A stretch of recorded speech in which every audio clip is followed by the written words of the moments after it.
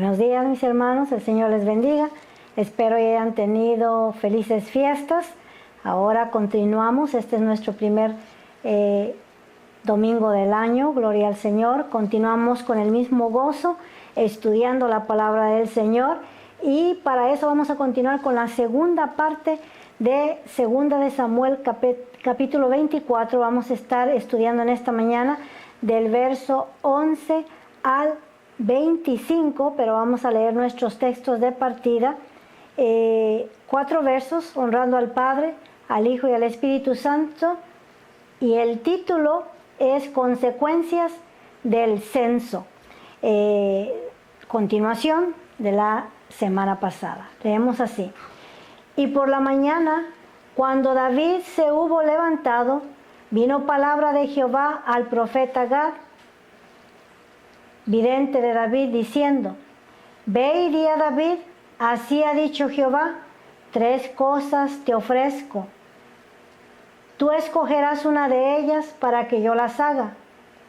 Vino pues Gad a David y se lo hizo saber y le dijo: ¿Quieres que te vengan 7 años de hambre en la tierra?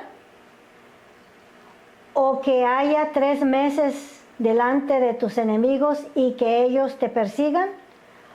¿O que 3 días haya pestilencia en tu tierra? Piensa ahora y mira qué responderé al que me ha enviado.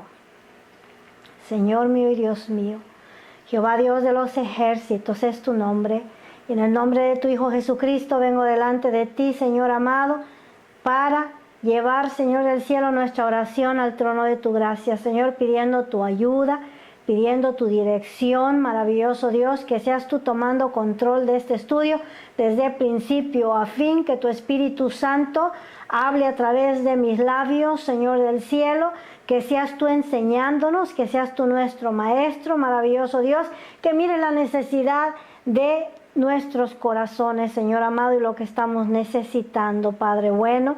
Glorifícate en esta hora, maravilloso Dios. Todo esto lo pedimos en el poderoso y santo nombre de Jesucristo, nuestro Señor. Gloria a Cristo Jesús.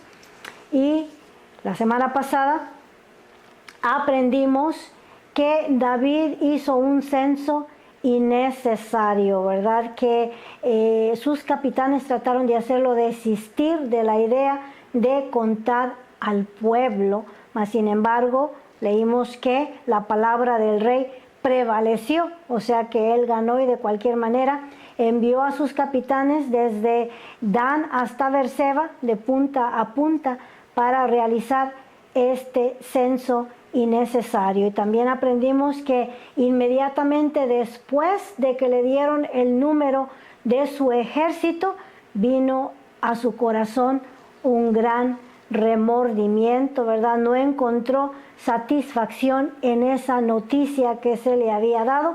Por tanto, ¿verdad? Así como el Espíritu Santo lo redarguyó, de la misma manera pidió perdón a Dios inmediatamente por haber hecho esa censo sin necesidad, y lo hizo neciamente, sin escuchar el consejo de los que tenía alrededor de él. Hemos leído en esta mañana, ¿verdad?, que cuando David se hubo levantado de haber pedido perdón, ¿verdad?, por su falta, inmediatamente vino palabra del profeta Gad, ¿verdad?, que era en ese tiempo el vidente, el profeta de Dios, el que estaba hablando por Dios, gloria al Señor. Y Dios le envió a este profeta con un mensaje, gloria al Señor, lo cual quiere decir que su arrepentimiento, que su confesión de pecado vino en realidad delante de la presencia del Señor, y por esta causa Dios envió a este profeta, Dios envió a este vidente para darle una noticia de parte de Dios a David. Y pues la noticia no era alentadora o no era buena, porque este profeta le llevaba 3 juicios a escoger a David.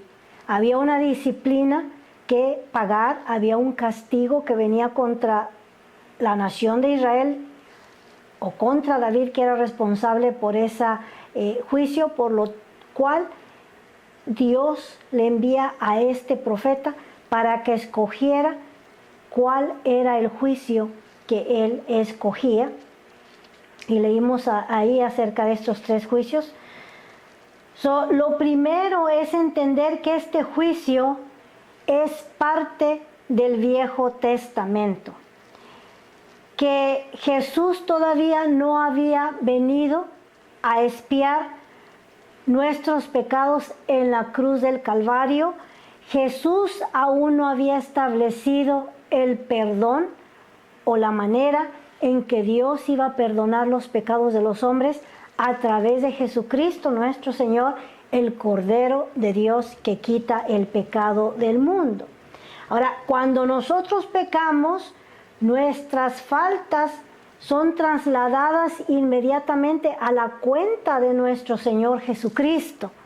O sea que no hay un juicio que pagar para los que estamos en Cristo Jesús. Ahora, como hijo de Dios, como dijimos en el principio de este capítulo la semana pasada, el Señor va a tener que disciplinarte. Dijimos que Dios disciplina a tus hijos y la palabra del Señor dice que Dios a todo aquel que ama castiga y azota a todo aquel que toma por hijo. Como un hijo de Dios, Dios en su amor y en su misericordia trae ciertos juicios para los hijos de Dios con el propósito de corregirnos para que no nos desviemos a la derecha o a la izquierda, para que confiesemos nuestros pecados y vengamos a nuestro Señor Jesucristo para que Él nos perdone, ya que Él es el que ha pagado por nuestros pecados. Jesús ya lo pagó en la cruz del Calvario, gloria al Señor, pero David no tiene esa ventaja que nosotros tenemos. Para David tiene que venir un cierto juicio de parte de Dios a causa de esa falta o de ese pecado que cometió al censar al pueblo. Yendo al Nuevo Testamento, Pablo en su carta a los Romanos nos dice de esta manera, capítulo 8, verso 1 al 2, ahora pues, ninguna condenación hay para los que están en Cristo Jesús, los que no andan conforme a la carne, sino conforme al Espíritu. Porque la ley del Espíritu de vida en Cristo Jesús me ha librado del pecado y de la muerte. ¡Qué declaración tan notable! Ninguna condenación hay para los que estamos en Jesucristo nuestro Señor.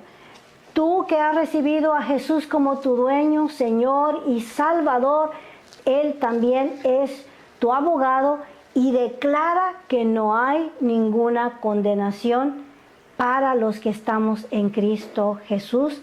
Pablo lo cita y yendo al capítulo 4, 6 también del libro de Romanos nos dice, como también David habla de la bienaventuranza del hombre a quien Dios atribuye justicia sin obras, diciendo, bienaventurados aquellos cuyas iniquidades son perdonadas y cuyos pecados son cubiertos. Bienaventurado el varón a quien el Señor no inculpa de pecado. David lo entendió en el Viejo Testamento. Pablo nos lo explica y nos lo recuerda en el Nuevo Testamento, que Jesús ya nos ha limpiado del pecado y de la muerte, pero no podemos olvidar que hay un acusador que viene a martillar tu mente, a martillar tu casa para robarte la paz. Muchas veces, ¿verdad? Hemos dicho que el Señor ya nos perdonó, pero nosotros escogemos ir a pescar esos pecados, ¿verdad?, que nos atormentan y que nos hacen daño, trayendo remordimiento a nuestra vida o a nuestro corazón, ¿verdad? El enemigo también ese es su trabajo. Trata de prevenir que nosotros vengamos al Señor a pedir perdón, porque sabe que en el momento en que pidamos perdón, el Señor nos va a levantar esa pesada carga y esa paz que Jesucristo ofrece va a regresar de nuevo a nuestra vida. Gloria al Señor. Ahora, Jesucristo no vino a condenar al mundo, Jesucristo vino a salvar al mundo y para que en Él fuéramos salvos, gloria al Señor. De hecho, ¿verdad? Él ya no está apuntándonos con el dedo, condenándonos. Él está sentado a la diestra del Padre, intercediendo por nosotros para que nosotros tengamos victoria en Él, gloria al Señor. Nuestra condición es mucho más diferente a la posición que David está teniendo delante de Dios en esta historia y en este momento. En su posición antes de Cristo no había esta preciosa ventaja de ser lavados en la sangre del Cordero. En la ley David tenía que pagar por su falta y la penalidad estaba siendo dictada a través de este profeta de nombre Gad. Dice, ¿qué escoges, David? 7 años de hambre sobre la tierra. Sabemos que él ya había experimentado anteriormente 3 años de hambruna, ¿verdad? Y él vino y buscó el rostro del Señor y el Señor le mostró que esos 3 años de hambre que había habido sobre la tierra de Israel era causa de un pecado de Saúl, y David, ¿verdad?, restauró la falta con los gabaonitas y el país, ¿verdad?, fue restaurado de nuevo. Aquí está el Señor diciéndole, viene 7 años de hambre. Él ya había experimentado 3, ahora le están diciendo 7. Y después de ahí dice 3 meses de persecución de los hombres. También David ya había experimentado persecución de parte de Saúl en el principio de su carrera, ¿verdad? Ya había sido ungido como rey, pero todavía no era el rey de Israel, pero estaba siendo perseguido. Y por último, ¿verdad?, le está diciendo 3 días de pestilencia. En realidad, ninguna de las 3 opciones eran muy codiciables o muy buenas para escoger. Pero David escogió lo mejor, ¿verdad? En el verso 14 le dice al vidente Gad o al profeta Gad, dice, entonces David dijo a Gad, en grande angustia estoy, gloria al Señor. O sea que esta situación no estaba siendo nada fácil para David. Y toma su decisión, dice, caigamos ahora en manos de Jehová, porque sus misericordias son muchas, mas no caiga yo en mano de los hombres, gloria al Señor. David escogió lo mejor, caer en las manos de un Dios vivo, porque sabía que los hombres son malos, que no hacen misericordia. Sin embargo, él ya había experimentado la misericordia de Dios y sabía que por más terrible que fuera el juicio de Dios, en su misericordia hay fortaleza y hay paz, gloria al Señor, que ahí estaba el mejor que escoger caer en manos de los hombres, porque él ya había caído en manos de hombres anteriormente.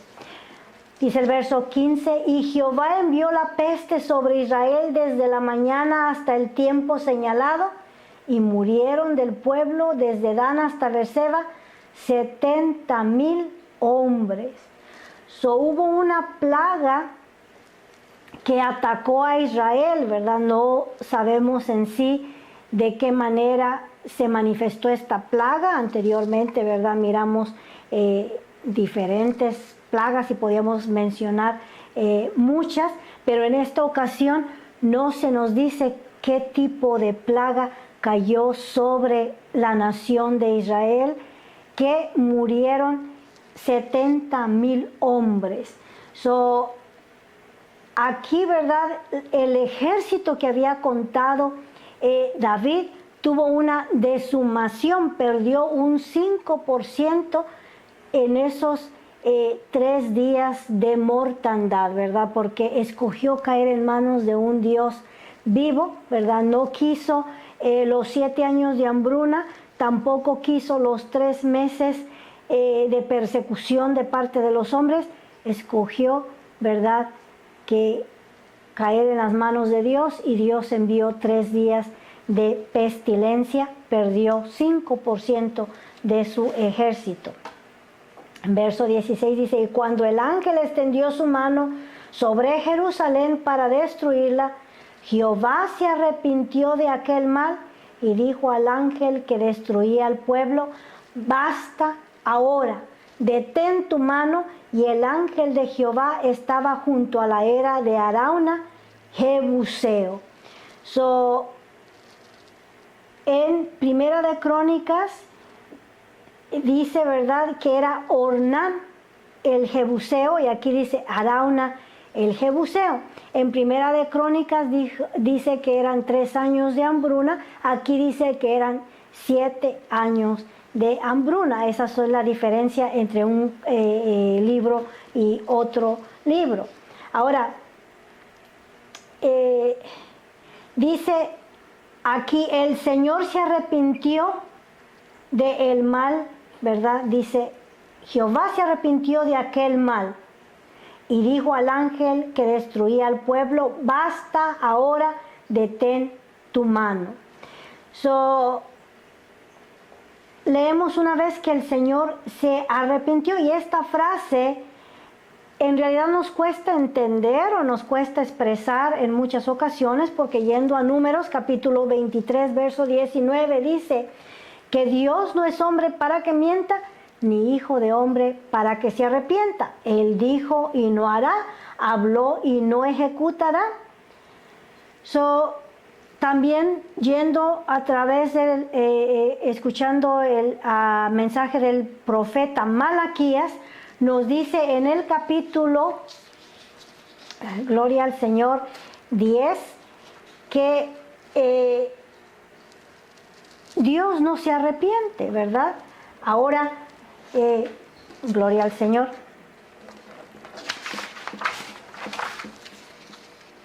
Dice, porque yo, Jehová, no cambio, nos dice en Malaquías 3:6, gloria al Señor. Nosotros, ¿verdad?, como hombres, para describir las acciones de un hombre infinito, solo tenemos un lenguaje finito y limitado. Y no tenemos un vocabulario que pueda expresar perfectamente las acciones de Dios, ¿verdad? Usamos frases que no son conocidas a nosotros, pero no necesariamente apropiadas, ¿verdad? Aquí leemos que Dios se arrepintió, pero en realidad lo que David miró fue al ángel que se paró en la era de Onán con la espada desenvainada para proseguir y destruir a la ciudad, ¿verdad? Y detuvo su mano. Al examinar esta escena del ángel que viene con la espada a destruir a los hombres de la ciudad de Jerusalén y se arrepiente, a nuestro parecer decimos Dios se arrepintió, pero la verdad es que Dios jamás tenía la intención de exterminar a Jerusalén. La acción es, miramos al ángel que se detiene y decimos, Dios se arrepintió. Ese es nuestro lenguaje, estamos hablando en palabras que nos podamos entender, pero no es así. Dios no se arrepiente, Dios no tenía la intención de proseguir y exterminar a la ciudad de Jerusalén.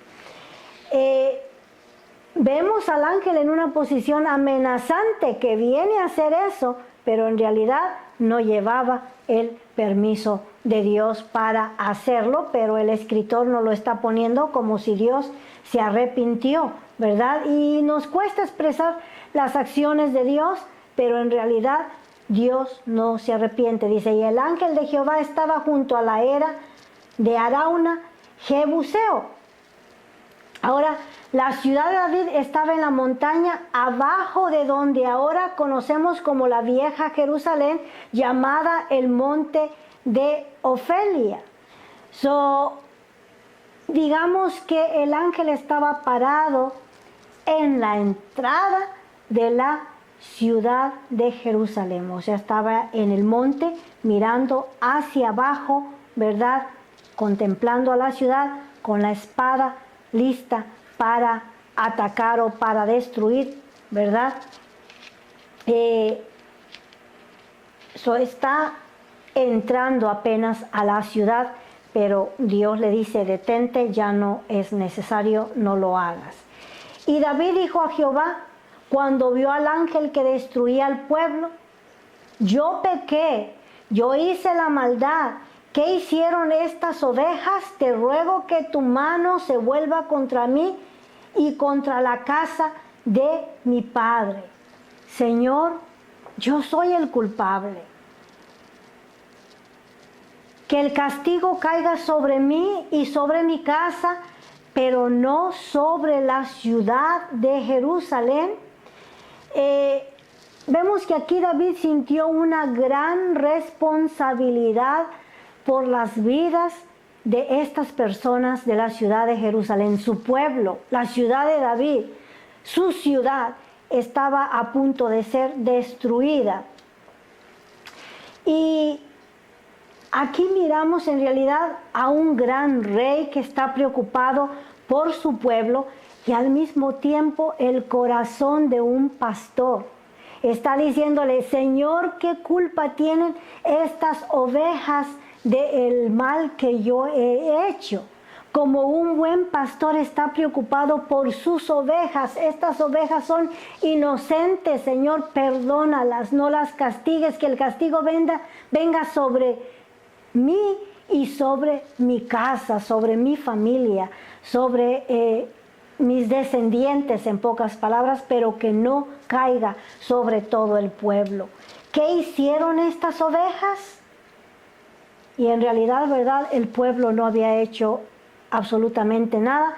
El pueblo era inocente de ese juicio que se estaba dando en esa ciudad, de esa mortandad que había caído sobre el pueblo de Israel. Ya habían caído 70,000 desde Dan hasta Beerseba, pero el ángel no entró a la ciudad de Jerusalén. Estos son los hombres que están siendo, ¿verdad?, salvados por la intercesión de David, porque está pidiendo, ¿verdad?, que deje vivir a esta ciudad, que no castigue a los hombres de esta ciudad. Verso 18 dice, y Gad vino a David aquel día y le dijo, sube y levanta un altar a Jehová en la era de Arauna, Jebuseo.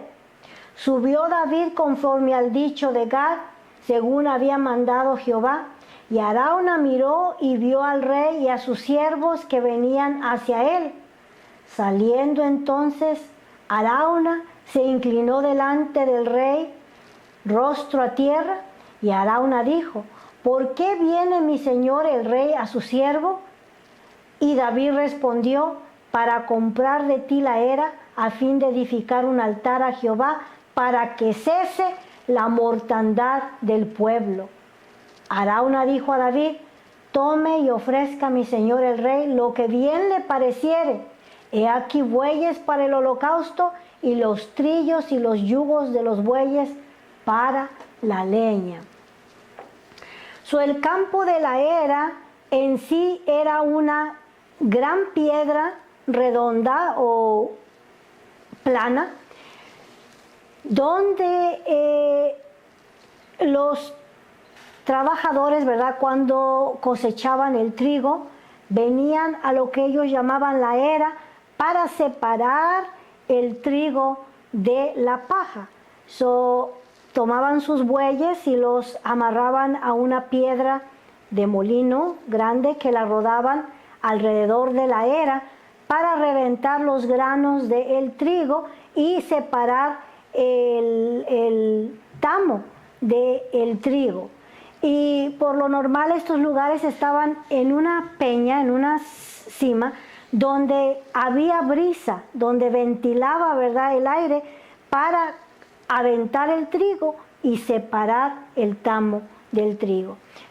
Ahí en la era de Onán o de Arauna, ¿verdad?, que aquí lo mencionan como Arauna, en Primera de Crónicas dicen la era de Onán. Ahí fue donde el ángel estuvo parado antes de descender a la ciudad para castigar a la ciudad, gloria al Señor. Ahí también, al lado de la era de Onán, se encuentra también el monte Moría, donde también hay una gran piedra, que es la era de Onán, gloria al Señor. Y de momento, mira el rey, Onán mira al rey venir con todos sus hombres y le sorprende, ¿verdad? Este hombre era un jebuseo que ahí tenía, ¿verdad?, su casa, su campo y su era.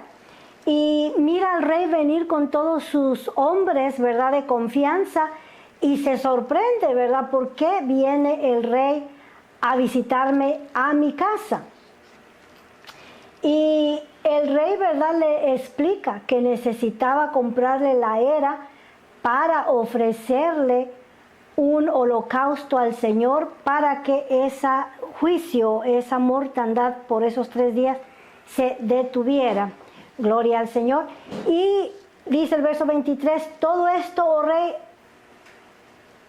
Arauna lo da al rey. Señor, todo esto yo te lo regalo a ti, no hay cobro, es tuyo, dispón conforme tú creas que es necesario. Aquí están mis arados, toma la leña para que quemes el holocausto, aquí están los bueyes, haz lo que tú quieras, ¿verdad? Ofrece tu ofrenda para el Señor y que Dios sea propicio. ¿Qué era lo que David estaba buscando? Que Dios fuera propicio y detuviera, ¿verdad?, esa mortandad, gloria al Señor. Y el rey dijo a Arauna, no, si no por precio te lo compraré, porque no ofreceré a Jehová mi Dios holocaustos que no me cuesten nada. David entendía que un sacrificio es un sacrificio y que si un sacrificio no te costó nada, en realidad no es sacrificio. La ofrenda se mide por el sacrificio que te costó para dárselo al Señor, gloria a Cristo Jesús. Si te lo regalaron, si no te costó nada, no es sacrificio. Como cuando tú quieres traerle flores a tu esposa. Si fuiste y te la regalaron ahí en el cementerio, dijeron, nos sobraron flores, llévatelas a tu casa, dáselas a tu esposa, ese ya no te costó nada, no es sacrificio. Pero cuando tú dices, hoy voy a llevarle flores a mi esposa, voy a apartar una parte de lo que me corresponde gastar en mi semana, entonces sí fue un sacrificio, sí es contado, gloria al Señor. Es un pequeño ejemplo para entender, pero si aquí David está diciendo, no, yo no voy a ofrecerle a Dios algo que no me haya costado. Yo quiero pagar por la era, gloria al Señor. Dice, entonces David compró la era y los bueyes por 50 siclos de plata y edificó allí a David un altar a Jehová y sacrificó holocaustos y ofrendas de paz. Y Jehová oyó las súplicas de la tierra y cesó la plaga en Israel, gloria al Señor. Dios recibió la ofrenda de David, gloria al Señor, ¿verdad? No voy a ofrecerte, Señor, las obras, voy a ofrecerte algo que me haya costado. Y yendo, ¿verdad?, a Crónicas capítulo 21, ahí nos dice que el campo costó 600 siclos de oro, ¿verdad? Esa es una gran diferencia entre 50 siclos de plata a 600 siclos de oro. Para entender esto, ¿verdad? Porque aquí sí vemos una gran discrepancia de un capítulo al otro, pero para poder entender esto tenemos que recurrir a la lengua hebrea. Para descubrir que esto no es una discrepancia, aquí David está comprando de Onán o de Arauna este campo junto con los... está comprando solamente el campo con los bueyes y la madera por 50 piezas de plata. De cualquier manera, ¿verdad? Se nos dice que más adelante terminó comprándole a Onán o Arauna el campo, su casa, la era, los bueyes y la madera. Según los estudiadores dicen que hay dos palabras para describir esta acción de comprar. Una palabra es Gorem y la otra es Magún. Y David dio las 50 piezas por Gorem, que eran la era y los bueyes nada más. O sea, el pedazo por el cual él compró la piedra grande donde él ofreció el sacrificio, los bueyes y la madera. Esa palabra quiere decir Gorem, ¿verdad? Y eso le costó 50 ciclos de plata. Pero por Magún, que es la casa y el campo, por eso sí pagó 600 ciclos de oro. En realidad no hay discrepancia, es simple y sencillamente el lenguaje, ¿verdad? Que nosotros no sabemos hebreo, pero por eso el Señor nos dice que escudriñemos las Escrituras para poder aprender y entender y no dejarnos llevar por la gente que dice que hay contradicciones en la palabra del Señor. Todo tiene una explicación. Y construyó allí David el altar para holocausto y la mortandad paró. Pero no quedó todo eso ahí, ¿verdad? David, después de haber ofrecido su holocausto, determinó que este campo, que esta era de Onán, fuera el lugar donde se le construyera casa a Jehová, gloria al Señor.